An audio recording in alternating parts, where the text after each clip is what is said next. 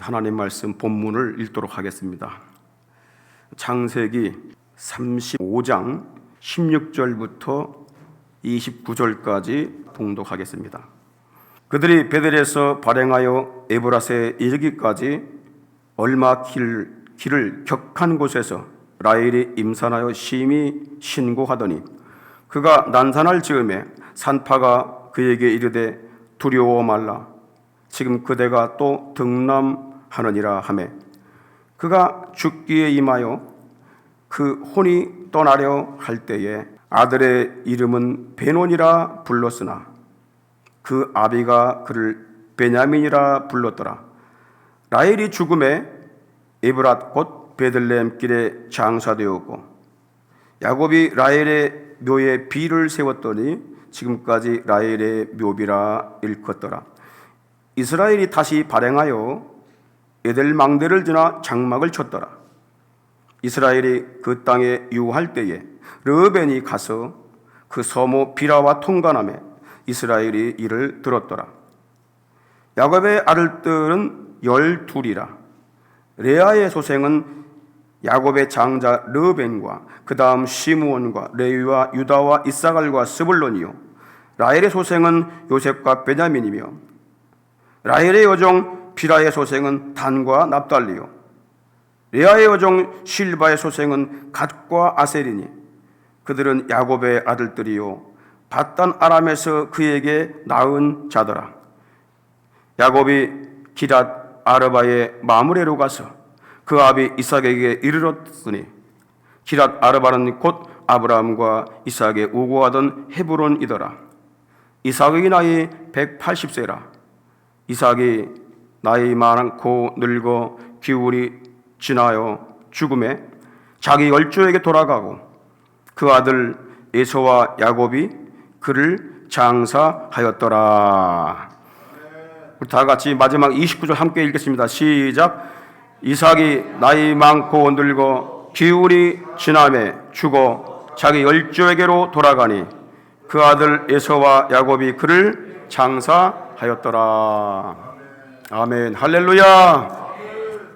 우리는 지난 시간에 야곱이 세겜에서 베델로 올라왔을 때에 그의 신앙이 회복되었을 때에 하나님께서 크게 세 가지 주신 축복에 대하여 말씀을 나눴습니다. 그 첫 번째가 뭐냐면 야곱의 실추된 명예와 신분, 그것을 회복시켜 주신 것이지요. 두 번째는 야곱의 가문을 메시아의 가문, 왕이 나올 수 있는 가문으로 세워주겠다고 하나님이 약속을 했습니다.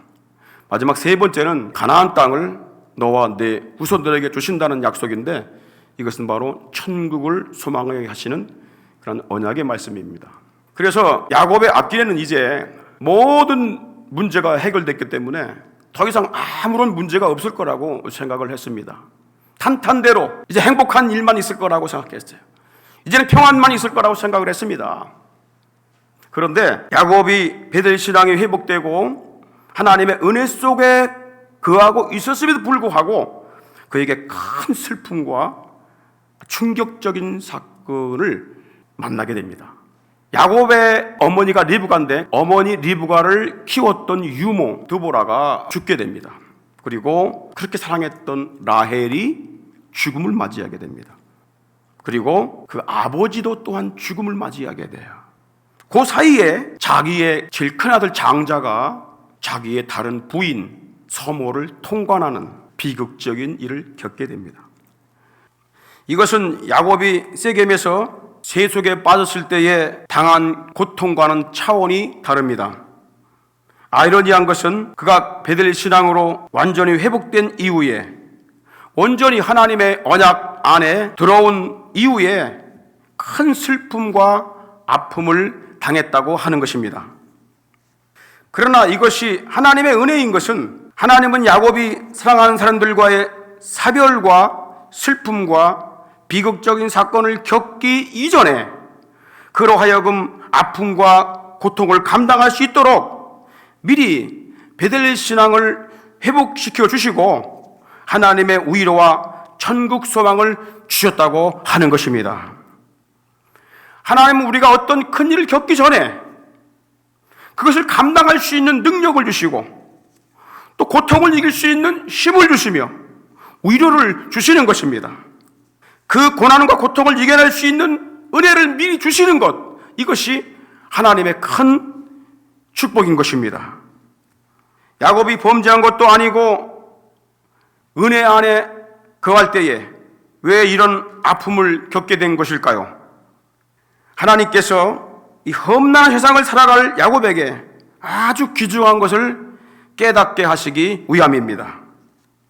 하나님께서 무엇인가를 깨닫게 하시기 위해서 그에게 은혜를 주신 후에 고난을 허락했다고 하는 것입니다. 그럼 하나님이 야곱에게 무엇을 깨닫게 하시려고 하신 것일까? 무엇을? 세 가지 아주 중요한 것을 제가 말씀드리려고 해요. 그 첫 번째가 뭐냐면 세상은 기쁨과 슬픔이 교차하는 곳이다. 이걸 깨닫게 하신 거예요. 세상에는 기쁨과 슬픔, 좋은 것과 안 좋은 것, 더 나간다면 선과 악이 공존하는 곳이다 라는 것을 야곱에게 깨닫게 하시는 거예요. 세상을 살면서 여러분들 가장 큰 슬픔이 무엇입니까? 그것은 사랑하는 일을 잃는 겁니다. 사랑하는 가족을 잃는 거예요. 야곱이 평생 동안 그에게 영향을 끼쳤던 세 사람이 있는데 그 세 사람의 죽음을 통하여 가장 큰 슬픔과 아픔을 겪게 됩니다. 첫째는 드보라입니다. 오늘 본문 8절에 보게 되면 리브가의 유모 드보라가 죽음에 그를 베들 아래 상수리 나무 밑에 장사하고 그 나무 이름을 알론 바굿이라 불렀더라. 드보라가 누구지요? 드보라는 야곱의 어머니 리브가, 그 리브가를 키웠던 여인입니다. 리브가가, 야곱의 어머니가 바단 아람에서 가나안 땅에 있는 그 야곱의 아버지 이삭에게 시집을 오지요. 시집 올 때에 함께 따라왔던 여인이에요. 어릴 때부터 젖을 먹여주고 그 리브가를 키웠던 이 유모가 바로 드보라입니다. 야곱은요, 어머니의 사랑을 참 많이 받았어요. 아버지는 에서를 사랑했고 어머니는 야곱을 아주 많이 사랑을 했습니다. 그 사랑을 충만히 받고 자란 자가 바로 누구냐면 바로 야곱입니다. 그런데 그가 형을 속이고 예산 첨집에서 도피하는 중에 어머니가 일찍 죽고 맙니다. 형의 분노가 풀리게 되면 다시 집으로 불러드리겠다고 했던 그 어머니를 보지 못하고 사별한 것에 대하여 야곱이 얼마나 슬퍼하고 한이 됐는지 몰라요. 야곱이 20년 만에 고향으로 돌아왔을 때에 그의 어머니는 없었잖아요. 없었습니다. 그런데 그의 어머니를 길렀던 유모 드보라를 통해서 어머니를 느끼게 돼요. 그래서 그 드보라를 어머니처럼 모시고 위로받고 살게 되는데, 그런데 그 드보라마저 죽음을 맞이한 것입니다. 야곱이 드보라의 죽음을 얼마나 슬퍼했는지 아십니까? 그를 베들 아래 상수리 나무 밑에 장사하고 알론 바굿, 이 뜻이 뭐냐면 통곡의 상수리 나무 그 뜻이에요. 여러분, 유모 죽는 게 뭐 대단합니까 이렇게? 근데 그 유모를 어머니로 모시고 살았던 거예요. 이대를 거쳐 언약의 가문인 야곱의 집안을 헌신적으로 섬겼던 이 드보라는 야곱에게 어머니 품을 느껴주겠던 유모였기에 심히 슬퍼하고 통곡을 했던 것입니다. 둘째는요, 더 큰 충격을 받습니다. 사랑하는 아내 라헬을 잃게 됩니다. 외삼촌의 두 딸 중에서 야곱을 첫눈에 반하게 한 그 딸이 둘째 딸 라헬입니다. 야곱이 라헬을 위해서 외삼촌에게 7년간을 봉사를 합니다. 무보수로 봉사해야죠. 라헬 때문에. 그 7년이 끝나고 결혼식을 한 첫날 밤에 외삼촌이 야곱을 속이고 자기의 큰딸 레아를 밤에 몰래 집어넣어요. 둘이 짜고 한 거죠. 그리고 라헬에게는 그를 압박을 줘서 네 언니가 먼저 결혼해야 될 게 아니냐. 그래서 격리시켜버린 거예요. 이것 때문에 원치 않는 레아가 첫째 부인이 된 거죠. 그래서 야곱은 사랑하는 라헬을 아내로 얻는 조건으로 또 7년을 일하게 돼요. 야곱이 라헬을 얼마나 사랑했던지 그를 위해 14년을 무벌수로 일을 한 겁니다. 아무리 힘들고 고달프고 어려워도 가정에 가니까 사랑하는 라헬이 있어. 그러니까는 그것이 큰 힘이 되었던 거예요. 여러분, 가정에서 이 아내들이요, 가족들을 사랑하는 그것이 있다면은 남편들이 또 자녀들이 아무리 힘들어도 어디로 오려고 그래요? 가정으로 들어오려고 그러는 거야. 큰 어려움도 이겨나갈 수가 있는 거야. 그 사랑 때문에.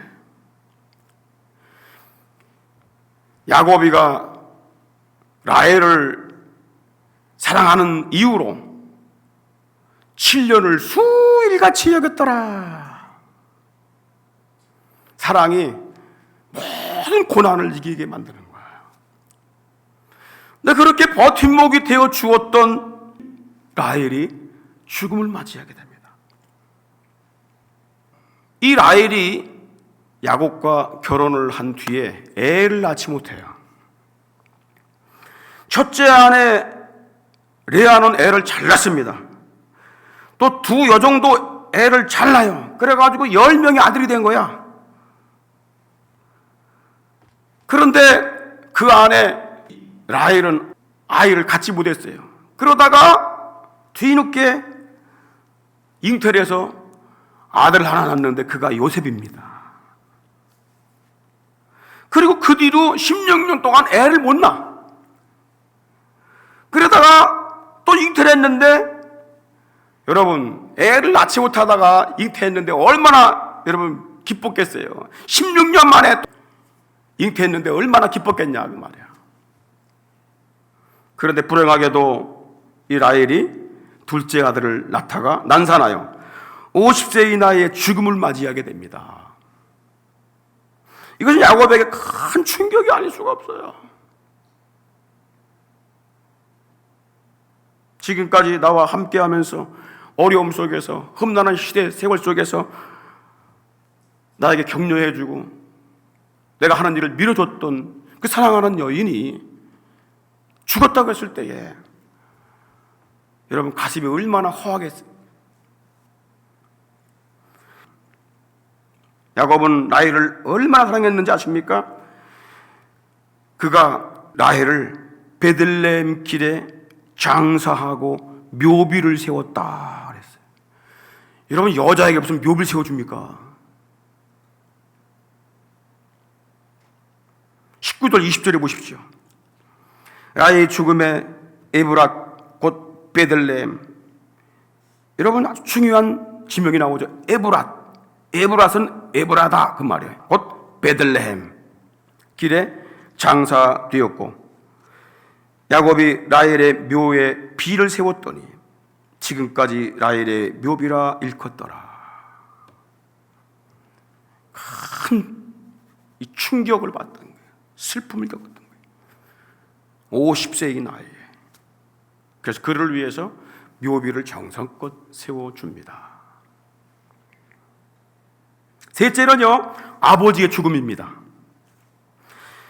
야곱이 아버지를 만나러 헤브론으로 갔는데, 야곱은요 앞을 볼 수가 없는 이런 상태로 아주 외롭게 홀로 살고 계셨어요. 에서가 모시면 좋은데 장자가 돼갖고 에서가 안 모시는 거야.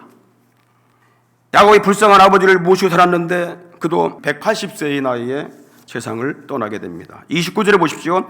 이삭이 나이 많고 늙고 기운이 지나매 죽어 자기 열조에게 돌아가니 그 아들 에서와 야곱이 그를 장사하였더라. 이삭은 큰 아들 에서를 더 많이 사랑했습니다. 야곱보다 더 많이 사랑했지요. 그러나 야곱이 아버지를 잊을 수 없는 이유가 있습니다. 자신을 언약의 상속자가 되도록 하나님께 축복 기도를 해준 아버지였습니다. 이삭이 눈이 안 보이는 것 때문에 야곱에게 쏘가서 축복 기도를 해 주었지만 나중에 그것이 탈로가내어 알게 되었을 때에도 그는 그걸 무효화시키지 않고 야곱이 언약의 상속자가 될 것이라고 에서에게 선언을 해줬어요. 나이 많은 아버지 에서가, 힘 있는 에서가 죽일 수도 있어요. 그러나 그는 목숨을 걸고 언약의 상속자는 네가 아니라 야곱이다 선언을 했어요.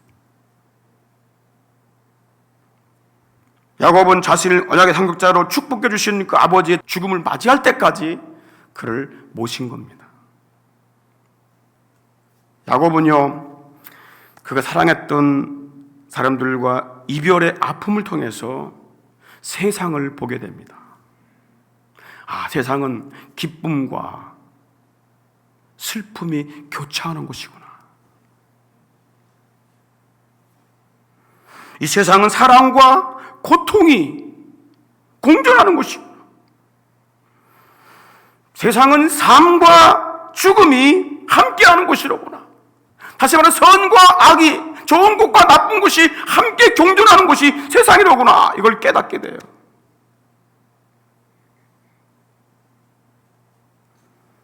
왜 그리스도인들에게 이런 날이 있을까요?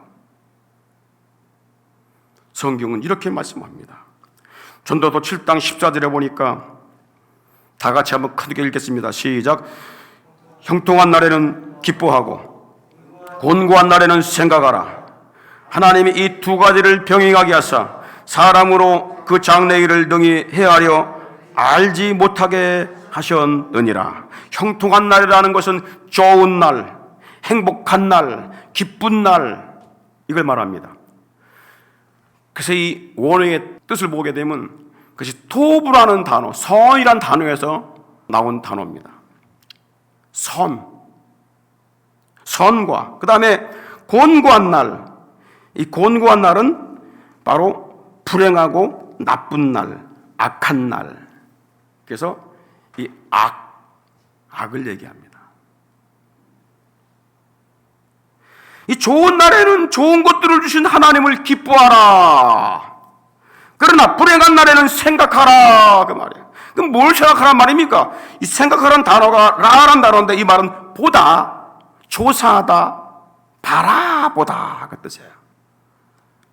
그냥 생각하는 게 아니라 뭐를 조사해 보라는 거야. 그걸 바라보라는 거야. 다시 말하면 좋지 않은 일이 있을 때에는 자신을 조사해 보라는 거야. 살펴보라는 거야. 그리고 하나님을 바라보라는 거야. 소망을 가지라는 것입니다. 우위를 바라보라는 거예요. 절망하지 말라는 거야.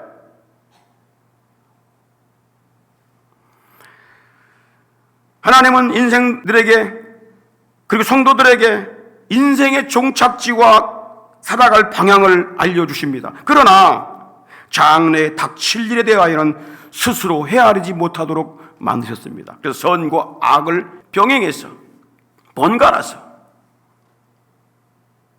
그 속에 살아가도록 만드신 거예요. 왜 그럴까요? 이유가 뭘까요?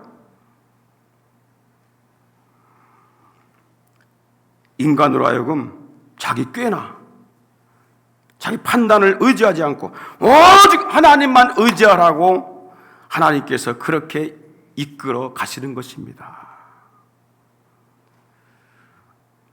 그래서 잠언 3장 5절에 보니까 너는 마음을 다하여 여호와를 의뢰하고 내 명철을 의지하지 말라. 내 판단을 의지하지 말라. 가장 큰 죄 중에 가장 큰 죄가 뭐냐면 자기가 선과 악을 다 판단하는 거야. 그게 선악과를 따먹은 뒤에 일어난 인간의 최악입니다. 선도 자기가 판단하고 악도 자기가 판단하는 거야. 선, 악을 아시는 분, 판단할 분 오직 하나님 한 분밖에 안 계신데 인간이 선악을 알게 된 뒤에는 자기가 하나님 자리에 앉아서 다 이러쿵저러쿵 다 판단하고 있다는 거예요. 이게 죄 중에 가장 큰 죄입니다. 그래서 하나님께서 그거를 알지 못하도록 네가 판단자가 되면 안 된다. 네가 하나님이 되면 안 된다라는 것입니다. 그러면 하나님을 찾지 않습니다. 자기가 장래일 다 알고 될 일 다 알고 앞으로 뭐가 일어날 걸 다 안다면은 하나님이 뭐 필요 있겠습니까? 물을 필요가 뭐 있겠습니까? 기도할 필요가 뭐 있겠습니까? 하나님은 장래일을 모르게 만드신 거예요. 목표는 정해줬어요. 그러나 어디로 갈 것인가 모르게 만드셨어요. 왜? 하나님의 인도를 순간순간 받으라는 것입니다. 두 번째, 하나님께서 야곱에게 귀중하고 깨닫게 하신 두 번째가 뭐냐면 언약의 자녀를 통하여 구원 사역을 이루어가심을 깨닫게 하신 거예요. 언약의 자녀. 다시 말하면 이 언약의 자녀는 누구냐면 야곱의 아들이거든요. 그런데 아주 불완전한 아들들이야. 연약한 아들들이야. 근데 그들을 통해서도 하나님께서는 그 언약의 계획들을 끝까지 신실하게 이루어 가신다는 것을 보여주신 거예요. 세상에는 완벽한 사람 없습니다. 아무리 하나님을 믿는 택한 백성이라도 완전하지 않습니다. 그러나 하나님은 그들 통하여 구원의 계획을 변함없이 이루어 가심을 믿으시기를 바랍니다. 야곱의 아들들이 12명입니다. 본부인에게서 레아에게서 6명의 아들과 딸 하나를 낳습니다. 그리고 라헬에게서 2 아들을 낳아요. 아이를 못 낳을 때 준 첩을 통해서 각각 2 아들을 또 낳습니다. 그래서 12명의 아들이 되었는데 그들이 번성하여 택함받은 이스라엘 민족이 된 것입니다. 그런데 그 아들들은요, 이스라엘 12지파로 형성되기 이전부터 아주 심각한 문제를 가지고 있었어요. 둘째 아들 시므온과 셋째 아들 레위, 그들은 세겜성에, 이 34장에서 세겜성에 있는 모든 남자들을 할례받게 한 후에 어떻게 하죠? 다 남자들을 싹 죽여버리죠. 살육을 합니다. 그 2 아들이. 그리고 나머지 다른 아들들도 다 거기 동참해갖고 세겜성에 가가지고 여인들 다 붙잡아 오죠. 물건들 다 빼오죠. 완전 약탈을 다 하게 됩니다. 그게 야곱 12 아들들입니다. 그런데 그 12명의 아들 중에서 장자 르우벤은 아버지의 다른 부인을 통간하게 돼요. 아주 충격적인 일을 겪게 됩니다. 22절 보십시오. 이스라엘이 그 땅에 유할 때, 이스라엘은 누구죠? 바로 야곱을 얘기합니다. 야곱이 그 땅에 유할 때에 르우벤이 가서 그 서모 비라와 통간하며 이스라엘의 일을 들었더라. 그러면서 야곱의 아들은 12이라 그렇게 말하고 있어요. 자, 이 야곱은요, 자기 장자, 첫 번째 나온 장자 르우벤이 자기 계모를 통관한 소식을 듣고 충격을 받았어요. 자기가 낳은 아들이 폐륜적 범죄를 저질렀음을 듣고 너무나 큰 충격을 받아버렸어요.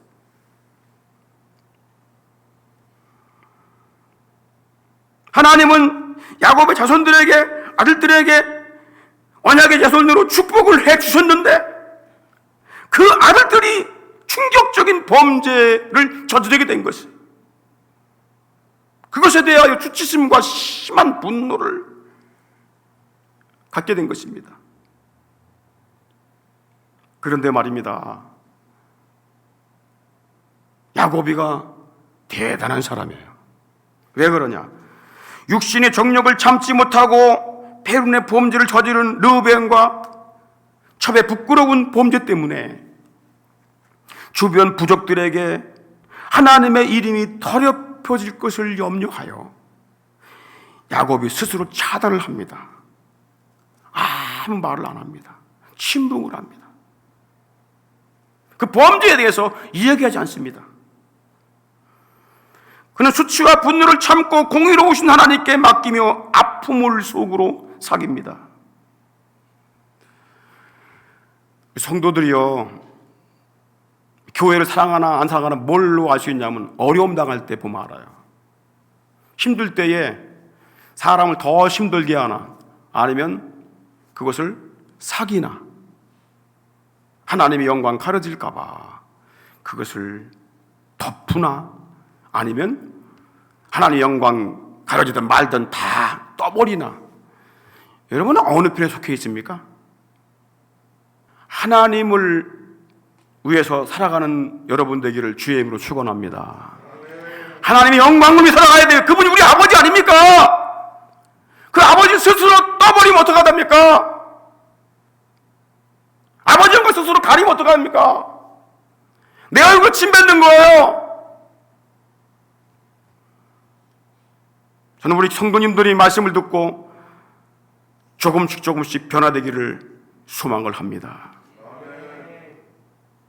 어떤 어려움이 있어도 스스로 하나님의 영광을 가리지 마십시오. 마음이 아파도 기도하면서 참으십시오. 사귀십시오. 하나님은 공의로우신 분이에요. 야곱의 아들들이 이렇게 불완전했습니다. 4명의 배다른 부인에게서 난 12 아들들은 문제가 참 많았어요. 이렇게 연약한 야곱의 자손들을 통하여 어떻게 거룩하고 위대한 하나님의 구원의 역사를 이루어 가실지 의문을 갖지 않을 수가 없습니다. 그럼에도 불구하고 하나님은 야곱의 연약한 그 12명의 아들들을 이스라엘 민족으로 크게 번성을 시키시고 그들을 하나님의 택한 백성으로 삼아 주신 것입니다. 그런데 이 공의로운 하나님이심을 우리는 절대 잊으면 안 됩니다. 하나님은 공의로우신 분이세요. 죄인은 반드시 벌하시는 분입니다. 즉시 벌하는 것도 있지만 후대에게 넘겨가는 것도 있어요. 세월이 흐른 후에 야곱이 죽기 직전에 12 아들들을 축복하는 예언을 합니다. 그런데 놀랍게 그 축복하는 예언의 기준이 뭔지 아십니까? 그 12 아들들이 살아왔던, 행동했던 그것이 기준이 됩니다. 그것으로 축복 예언을 합니다. 장자 르우벤에게서 언약의 상속자의 축복을 뺏어버립니다. 장자권을 뺏고 언약의 상속권을 뺏어버립니다. 그리고 그 후손들은 탁월치 못하게 될 것이라고 예언을 합니다. 세겜 부족의 남자들을 학살한 둘째 아들 시므온과 셋째 아들 레위에게서도 언약의 상속권을 뺐습니다. 그리고 그들은 야곱 중에서 나누이며 흩어지게 될 것을 예언합니다. 그러므로 언약의 상속권은 자연적으로 어디로 갑니까? 네 번째 아들 유다에게 넘어갑니다.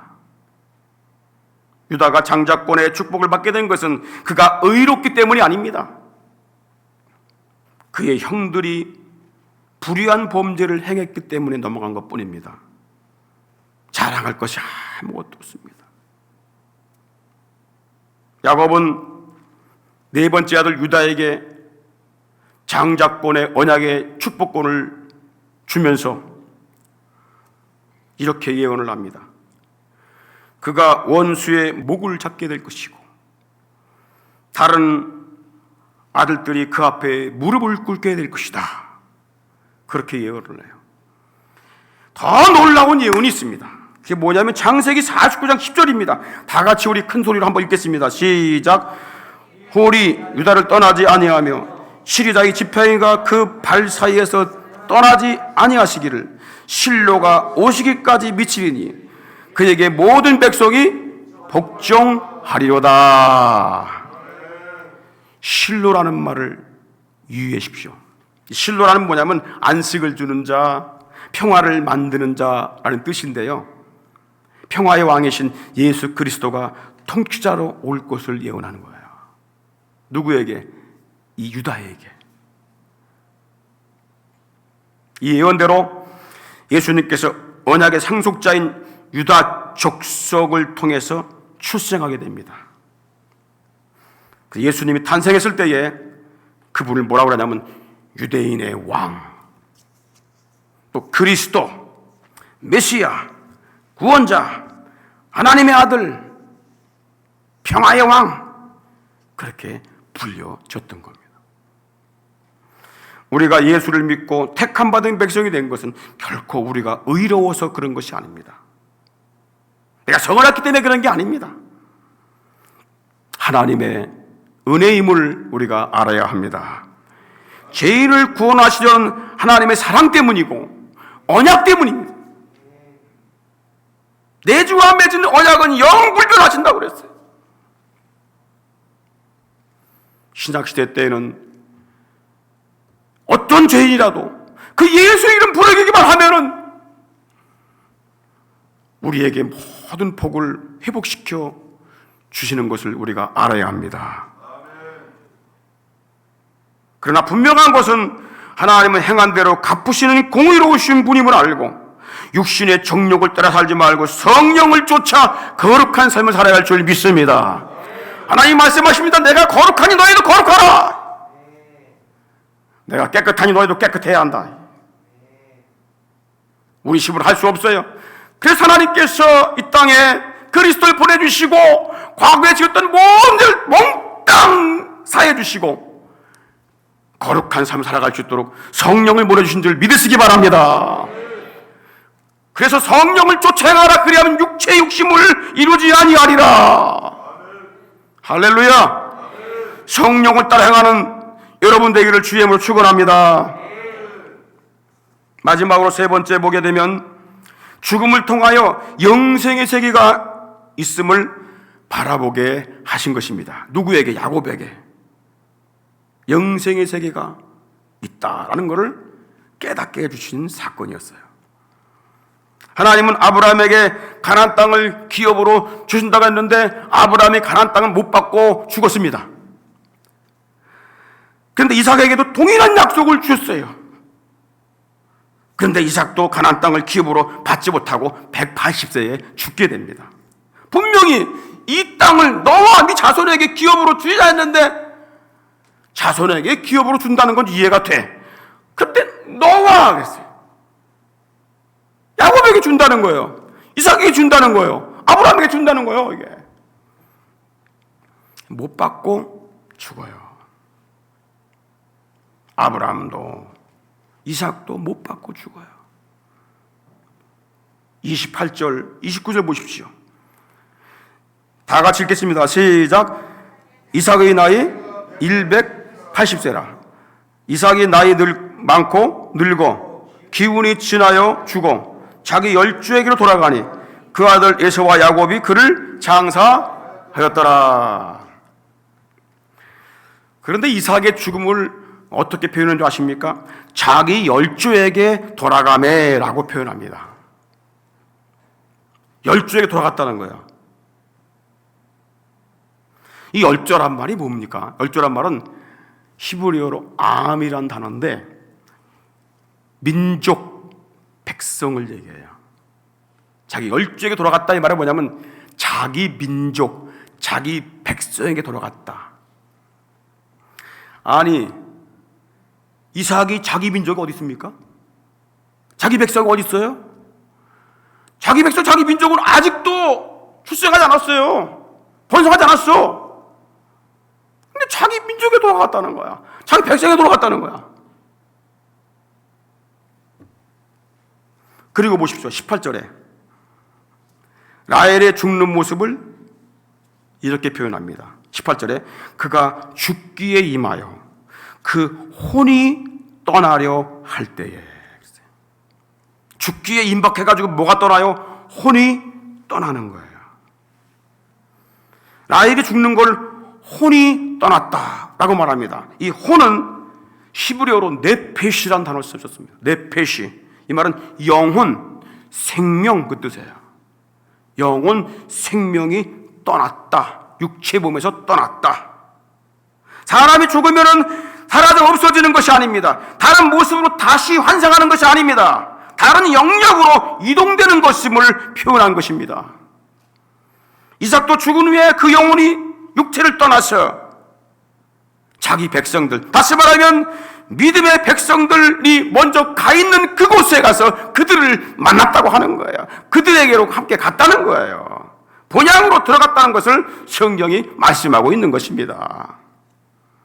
오랜 세월이 흐른 후에 야곱이요, 이 라헬의 첫 번째 아들 요셉에게 그 어머니 라헬이 어떻게 죽었는가를 설명을 해요. 회상을 시켜줍니다.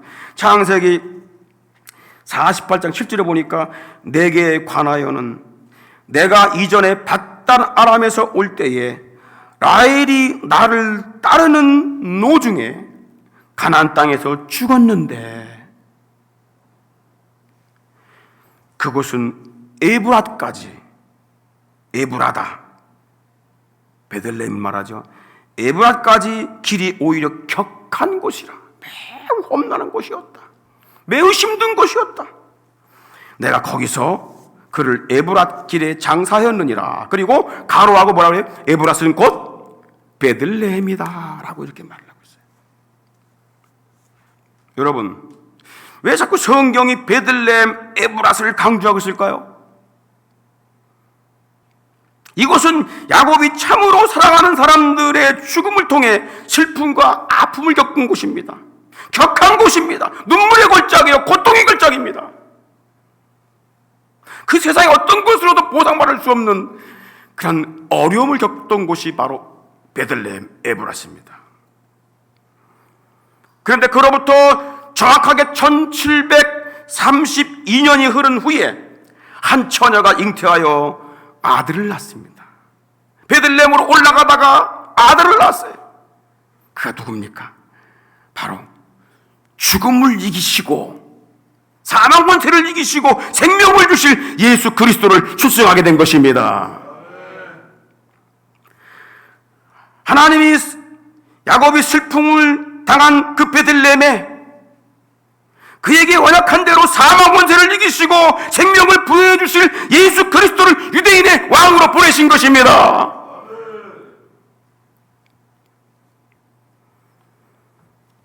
그 천국에서 오신 예수님께서 놀라운 비밀을 말씀했어요.